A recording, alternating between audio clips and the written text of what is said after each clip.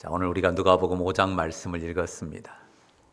갈릴리 호수의 한 장면을 보여주는데요. 자, 1절 보시면 무리가 몰려옵니다. 예수님을 만나기 위해서 주변 사방으로부터 모여든 것입니다.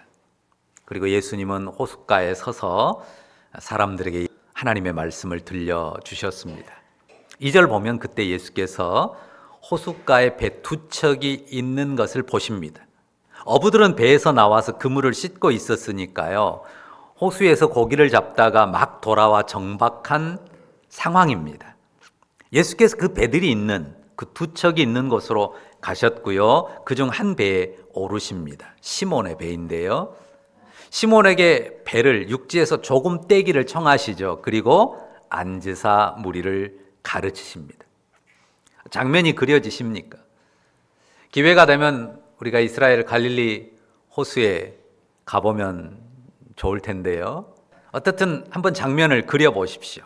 호숫가 해변에 옹기종기 사람들이 둘러앉아 있거나 서 있고, 배에 앉은 예수님은 약간 그 육지에서 떨어진 약간 높은 위치에서 모든 무리와에게 눈을 맞추는, 그러면서 말씀하시는 장면입니다. 얼마쯤 말씀하셨을까요? 말씀을 마치세요. 그리고 시몬에게 아주 개인적인 말씀을 하십니다. 4절 뒷부분을 보십시오. 뭐라고 합니까? 깊은 데로 가서 그물을 내려 고기를 잡으라 그래요. 예수님께서 지금 배에 앉아가지고 무리들, 해변의 무리들에게 말씀하신 내용이 어업의 신기술에 관한 강의였을까요? 그래서 이제 그것을 베드로에게 실습시켜 보려고 깊은 데로 가서 그물을 내려 고기를 잡으라고 했을까요? 그런 건 아니겠죠. 자, 예수님께서 하나님의 말씀을 들려주시고 사람들이 그것을 들었는데요, 시몬에게 말한 것과는 연관성이 별로 없는 내용이었을 겁니다. 그러니까 베드로에게, 이 시몬에게 하신 말씀은 우리가 소위 그 뜬금없는 말씀을 하신 거예요. 물론 시몬에게는 전혀 엉뚱한 말씀이 아닙니다.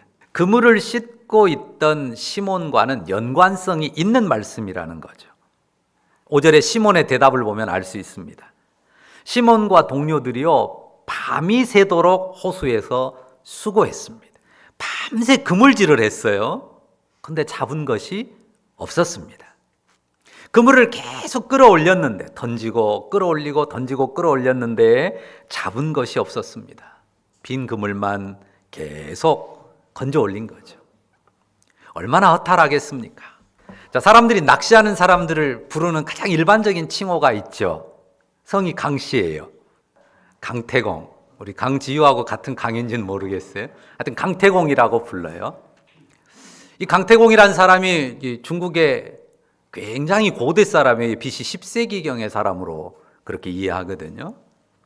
강태공이 낚은 것은 물고기가 아니었다 그러잖아요. 무엇을 낚았다고 말합니까? 세월을 낚았다고 말합니다. 자, 지금 시몬과 그 동료들이 강태공들이 아닙니다. 취미로 낚시하거나 취미로 그물질하는 사람들이 아니란 말입니다. 혹시 취미로 낚시를 하더라도요, 밤새 하나도 못 잡고 빈손으로 돌아오면 그 마음이 어쩔까요? 뭔가 허전하고 씁쓸하고 그럴 겁니다. 시몬과 그 동료들은 생업을 하고 있는 거예요. 먹고 살기 위해서 그물을 던진단 말이죠. 그런데 밤새 빈 그물만 올라오는 겁니다. 그리고는 되돌아왔어요. 그리고 배를 댔습니다. 얼마나 마음이 심란하겠습니까? 몸 상태는 어쩔까요? 배나 피곤했을 것 같아요.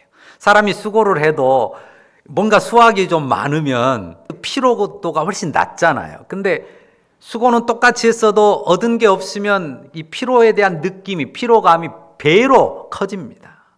보통 그런 상황이면 어떨까요? 그냥 들어갈 수는 없으니까 그물을 씻는단 말이죠. 다음 어업을 위해서. 아무하고도 별 말을 하고 싶지 않죠. 얼른 씻어놓고 집에 들어가서 쉬고 싶은 생각뿐일 것입니다. 그런데 예수님께서 오셔가지고요, 모르는 사이도 아니에요. 예수님께서 오셔가지고 배를 좀 쓰자 그러신단 말입니다. 몸도 피곤하고 마음도 착잡한데 거절할 수가 없잖아요. 그래서 예수님을 모시고 예수님 말씀대로 뭇에서 배를 조금 띄웠습니다. 그리고는 그 배 한쪽에 앉아가지고 예수님이 무리에게 하신 말씀을 들어요. 자, 시몬이 예수님 말씀을 어떻게 들었을까요? 1번 집중해서 들었다. 2번 비몽사몽 졸면서 들었다. 몇 번일까요? 1번이요? 2번이요? 지금 몸도 마음도 굉장히 피곤하고 심란했어요. 그런데 놀랍게도 예수님의 말씀이 시몬의 심령에 파고들었어요. 시몬의 귀와 가슴을 예수님의 말씀이 울린 거예요. 우리가 지난주일 말씀을 떠올릴 수 있어요. 사람들이 예수님의 가르침에 놀랐잖아요. 왜 놀랐죠? 그 가르치심이 뭐가 있었다 그랬어요? 권위가 있었단 말이죠. 하나님의 거룩한 자, 하나님의 아들의 권위가 그 말씀에 담겨 있었습니다. 그 권위를 느낀 것입니다. 그 권위가 무력감과 허탈감에 눌려있는 시몬의 마음을 다시 흔들었어요. 덮은 것입니다. 자, 시몬이 전에도 예수님 말씀의 권위를 아주 놀랍게 경험했습니다. 지난주일에 살폈던 것처럼 예수님께서 시몬의 집에 와서 누워있던 시몬의 장모의 열병을 고치셨잖아요. 아주 중한 열병이라고 했거든요. 우리가 아이들이 많이 열이 오르는데 열이 잘 안 떨어지면 굉장히 두려워하잖아요. 열이 안 떨어지면 그것이 다른 여러 이상 증상을 가져올 수 있기 때문이죠. 근데 중한 열병이었다고 쓴 걸 보면 그 열이 잘 안 떨어진 아주 심각한 상태였단 말이죠. 그런데 예수님께서 열병을 꾸짖으셨어요. 예수님이 열병을 꾸짖으시니까요, 그 병이 금방 떠났습니다. 거의 그냥 죽어가던 사람이 언제 그랬냐 싶게 벌떡 일어나가지고요, 예수님과 예수님의 일행을 수종들어 섬겼습니다. 자기 장모를 치유한 그 놀라운 예수님 말씀의 권위를 시몬이 경험했단 말이죠. 근데 그날 사람들이 많이 병자들을 데려와요. 예수님이 시몬의 집에 있었으니까 그 집으로 많이 데려와서 예수님께서 온갖 병자들을 고치셨어요. 그리고 뿐만 아니라 예수님의 권세 앞에서 귀신 들린 자들의 그 귀신이 떠나가고요, 온전케 되고, 뿐만 아니라 귀신들이 떠나면서 예수를 향해서 당신은 하나님의 아들이라고 외치는 그런 소리도 들었단 말이죠. 하나님의 아들의 그 말씀의 권위, 그러니까 질병을 꾸짖고 귀신을 꾸짖어서 쫓아내시는 그 주님의 권위에 대한 그 권위의 말씀을 아주 감동적으로 들었고 경험했었습니다. 그 예수님 말씀의 권위에 대한 감동이 지금 예수님을 모신 배 위에서 예수님 말씀하시는 가운데 다시 그 영혼에 다가온 겁니다. 그래서 시몬이 5절처럼 반응해요. 자, 같이 읽어볼까요? 5절 같이 읽습니다. 시몬이 대답하여 이르되 선생님, 우리들이 밤이 새도록 수고하였으되 잡은 것이 없지만은 말씀에 의지하여 내가 그물을 내리리이다 하고. 시몬과 동료들이 밤이 새도록 수고했는데요, 어업에 대해서 뭘 잘 몰라가지고 그렇게 헛수고한 것 아니잖아요. 이 갈릴리 호수에서 잔뼈가 굵은 사람들이에요. 그 호수에 대해서 누구보다도 전문가란 말이죠. 어느 시간에 어느 곳에 고기들이 많이 잡히는지 하루 이틀 경험한 게 아니에요. 그래도 허탕치는 날이 있거든요. 근데 딱 오늘이 그런 날이에요. 그런데 예수님께서 뭐라 그러세요? 업 전문가도 아니신데 깊은 데로 가서 한낮인데 그물을 내려서 고기를 잡으라고 하신단 말이죠. 고기 잡는 상식과는 전혀 어울리지 않는, 안 맞는 말입니다. 그럼에도 불구하고 그 말씀을 제가 따르겠습니다 라고 시몬이 말한단 말이에요. 시몬이 지금 제정신인 게 맞습니까? 상식에 전혀 맞지 않는 말인데도 왜 지금 그 말씀을 따르겠다고요? 예수님 말씀에 감동되었고 그 예수님 말씀의 권위에 대한 확신이 그 가슴에서 막 차오른 거예요. 그러니까 그 말씀, 그분이 말씀하시는 말씀은 어떻든 따라야 되겠다고 하는 그 결의가 마음에서 일어난 것입니다. 자, 우리말 성경에는 잘 보세요. 말씀에 의지하여 이렇게 번역했잖아요. 자, 헬라어 원문에는 의지하여라는 말은 없어요. 말씀 위에서 혹은 말씀에 따라, 영어로 하면 on이나 at를, 그런 전치사가 사용이 됐습니다. 그러니까 문자적으로 번역하면 당신의 그 말씀 위에서, 당신의 그 말씀에 따라, 그 말씀대로 내가 그물을 내리겠습니다 하는 말입니다. 그러니까 비몽사몽 제정신이 아닌 상태에서 비정상적인 결정을 내린 게 아니고요, 하나님의 거룩한 자이신 주 예수님의 말씀에 감동이 돼가지고 그 권세에 어떻든 따라야 되겠다고 하는 그 의지를 가지고 순종하는 것입니다. 예수님의 권세 있는 말씀, 하나님 아들의 권위로 명하시는 말씀이 그 시몬의 영혼에 닿은 거예요. 그러니까 분명 일반 상식에서 벗어난, 어긋나는 말씀인데 순종하는 아주 기이한 반응을 보이는 것입니다. 뭐 때문에요? 말씀, 그 말씀에 의지하여 그 말씀에 따라 순종하는 것입니다. 여기서 우리가 아주 중요한 사실을 정리하게 되는데요, 하나님 아들의 말씀, 그 권위 있는 말씀이 영혼에 닿는 것, 그 권위 있는 말씀에 우리가 감동되는 것이 무엇보다 소중하다는 것입니다. 하나님 아들의 말씀, 그 권위 있는 말씀이 우리 영혼에 닿는 것, 그리고 그 권위 있는 말씀에 우리가 감동되는 것이 다른 무엇보다 소중합니다. 주님의 말씀을 들어야 하고요, 주님의 말씀 가까이에 있어야 합니다. 주의 말씀을 떠올리고 묵상하는 자리에 있어야 됩니다. 그러면 그 주의 말씀이 우리의 영혼을 사로잡아요. 그리고 상식을 벗어나서 순종하게 만듭니다. 자, 말씀에 의지하여 그 주님 말씀대로 깊은 데로 가서 그물을 내린 결과는 어떻습니까? 6절 보시죠. 같이 읽어볼까요? 그렇게 하니 고기를 잡은 것이 심이 많아 그물이 찢어지는지라. 시몬이 그물을 손에 쥐었어요. 끌어당깁니다. 느낌이 아주 묵직해요. 그 묵직한 느낌이 전달됩니다. 고기 잡은 것이 심이 많다는 게 느껴집니다.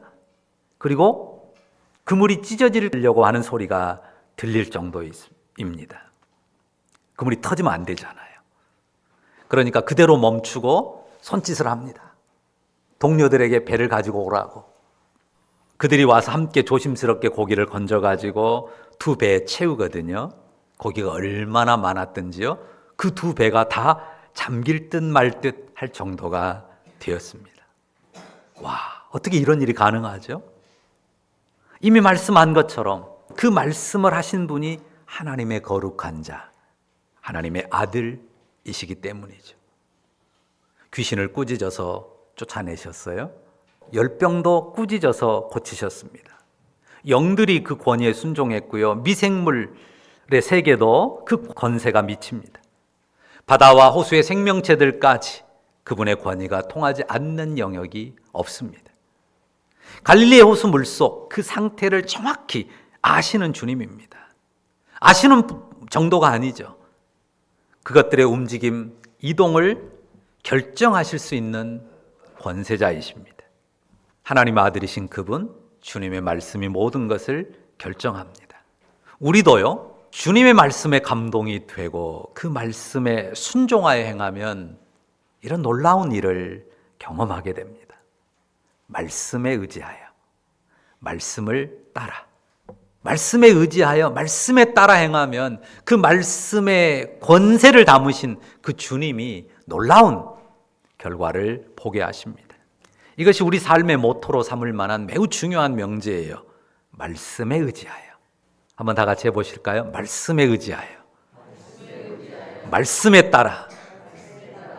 우리 삶의 중요한 모토로 삼을 명제입니다. 허탈하고 피곤한 심정으로 빈 그물을 씻고 있는 시몬에게 주님이 찾아오셨어요. 그 빈 배에 오르시고 말씀하셨습니다.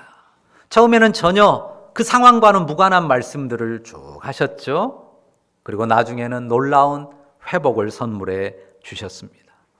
우리의 삶에, 여러분의 삶에도 허탈감 가득한 실패의 밤이 있잖아요. 밤새 아무것도 건지지 못한 빈 그물만 건져 올렸던 것과 같은 그런 실패의 밤이 있습니다. 어떻게 아침을 맞아요? 그 실패를 곱씹으면서 시리에 잠긴 채 아침을 맞곤 합니다. 그물을 씻는데 속에는 어떤 마음이 가득해요? 내 삶은 왜 그러냐? 내 삶은 왜 그러냐? 이런 탄식으로 빈 그물을 씻고 있을 수 있습니다. 그럴 때 어떻게 해야 합니까? 주님 말씀에 귀를 기울여야 합니다. 그분 말씀에 귀를 기울여 들으면서 그분 말씀의 권위가 내 영혼을 적시게 해야 돼. 주님 말씀을 들으면 그 말씀 자체가 권세가 있기 때문에 그 말씀이 우리 영혼을 적십니다. 그러다가 그물 찢어지는 소리를 들을 수 있어요. 상상하지 못한 기막힌 회복, 풍성함을 경험케 하십니다. 먼저 필요한 것은요, 주님이 찾아오시는데 그 우리 인생의 쪽배에 주님을 모시는 거예요. 우리 인생의 작은 쪽배에 주님을 모시는 일, 몸과 마음이 노곤하지만 그 자리에서 주님의 말씀을 듣는 것입니다. 그 마음이 심란하면 아무것도 안 하고 그냥 TV만 멍하니 제대로 보지도 않으면서 TV만 틀어놓고 있는 분들 있는데요. 그러지 마시고 말씀을 틀어놓으십시오. 말씀을 듣고 그 말씀의 권위에 젖어들면요, 그 다음 순서가 있어요. 그러면 내가 순종할 인격적인 말씀을 주세요. 시몬 베드로가 처음에는 그냥 무리를 향해서 예수님께서 주시는 말씀을 듣잖아요. 물론 그 말씀도 감동이 됐어요. 그런데 그 다음 순서는 뭐예요? 시몬 베드로가 개인적으로 들을 말씀, 순종할 말씀, 인격적인 말씀을 주셨잖아요. 깊은 데로 가서 그물을 내려 고기를 잡으라. 사람들은요, 보통 어떤 말씀을 듣기를 원하냐면 그냥 당장 그물 찢어지는 소리가 들릴 그 말씀을 당장 들려주기를 원하거든요. 이는 말씀을 듣는 바른 태도가 아닙니다. 어떻게 시작해요? 평범하게. 그냥 평범하게 일반적으로 주님이 주시는 말씀들을, 시몬이 피곤한 가운데서도 배를 띄워놓고 예수님 말씀하시는 것을 옆자리에서 그렇게 들었던 것처럼 평범하게 말씀을 듣는 데서부터 시작해야 합니다. 평범하게 말씀을 듣고 말씀을 읽으면서 그 권위 아래 들어가는 것입니다. 그래, 말씀과 함께 그분의 권위가, 그분의 권세가 내 영혼에 스며들면요, 그때 주님이 여러분 개인이 인격적으로 순종할 인격적인 말씀을 주세요. 그러니까 인격적인 말씀이라는 건 이런 겁니다. 각 사람의 형편과 처지에서 그 개인에게 적용이 필요한 말씀을 주세요. 어떤 형식으로건 주님이 그런 말씀을 주십니다. 그 개인에게 능력이 될 말씀, 그 삶을 회복할 말씀을 주신다는 거죠. 물론 여러분에게 깊은 데로 가서 그물을 내려서 고기를 잡으라 이러진 않겠죠. 여러분이 호수에서 어업하는 사람들이 아니잖아요. 말씀을 듣고 그물 들고 호수로 가는 그런 일은 하시면 안 돼. 그러나 이 말씀이요, 분명히 이 말씀을 읽었는데 이 말씀이 주님이 내게 주신 인격적인 말씀으로 닿는 경우도 있어요. 이 말씀을 읽었는데 혹은 이 말씀을 들었는데 그저 변두리에만 서성이고 있는 내가 보이는 거예요. 주님이 그런 나를 두드리고 있는 것이 느껴지는 거예요. 그럴 수 있어요. 그러면서 맞아, 내가 깊은 데로 나아가야지, 이런 감동을 받을 수 있어요. 그래서 주저했던 어떤 깊은 곳으로인가 내가 발걸음을 옮기는 그런 결단을 하고 순종할 수가 있습니다. 그러면 그 말씀이 인격적인 말씀이 되는 거예요. 전혀 상관없는 말씀 같은데 그 말씀이 내 영혼에 닿는 인격적인 주님의 음성으로 다가오는 그런 역사들이 있습니다. 성경에 믿음의 사람들이 많이 나오잖아요. 다 제각각 인격적으로 각자에게 주신 말씀을 듣습니다. 아브라함에게 주신 말씀, 모세에게 주신 말씀, 요셉에게 주신 말씀, 입다에게, 수많은 믿음의 사람들에게 각각 인격적인 말씀을 주셨거든요. 똑같은 말씀을 들은 게 아니에요. 중요한 것은 뭡니까? 하나님의 말씀을 받고 그 말씀의 권위에 젖어드는 거예요, 내 영혼이. 그 원리는 동일해요. 그냥 내게 이익이 될 말씀, 그냥 당장 내 그물이 찢어지는 소리가 들릴, 내게 뭔가 획기적인 삶의 그 회복을 이룰 그런 말씀이 아니라도요, 아주 평범하고 일반적인 말씀인데 그 말씀을 듣는 자리에서 그 말씀의 감동애로 그 권위에 젖어드는 것입니다. 그런 가운데 주님이 인격적으로 내 영혼에 주시는 말씀을 허락하실 때 그 말씀에 의지하고 말씀에 따라, 말씀에 의지하여 말씀에 따라 순종하여 행하는 것입니다. 그렇게 해서 말씀하신 주님의 권위와 능력을 놀랍게 경험하는 거예요. 그리고 그렇게 말씀을 경험하면 어떻게 될까요? 시몬을 보십시오. 와, 그물 찢어지는 소리에 그냥 감동하고 난리가 아닙니다. 배가 잠길 것처럼 많이 잡힌 물고기에 열광합니다. 그런가요? 아니에요. 그물 찢어지는 소리에 막 열광하고 잡힌 물고기에 막 어쩔 줄 몰라 막 감동하고 그러지 않네요. 8절 보세요. 8절 보십시오. 같이 읽어볼까요? 같이 읽습니다. 시몬 베드로가 이를 보고 예수의 무릎 아래 엎드려 이르되 주여 나를 떠나소서 나는 죄인이로소이다. 베드로가요 얼마나 놀라고 놀랐겠어요. 그런데 단지 그물이 찢어지도록 많이 잡힌 고기에 열광하는 게 아니라요, 놀랍게도 예수의 무릎 앞에 엎드립니다. 근데 좀 장면이 어긋나기는 하죠. 주여 나를 떠나소서 나는 죄인이로소이다 하면 뒤로 돌아서야 될 거 아니에요. 근데 주님의 무릎 앞에 가서 엎드려요. 그러면서 주여 나를 떠나소서 나는 죄인이로소이다 합니다. 주님의 말씀, 그 놀라움을 경험하니까요, 그분의 어떠하심을 아는 알미 그 영혼에 더 놀랍도록 커진 거예요.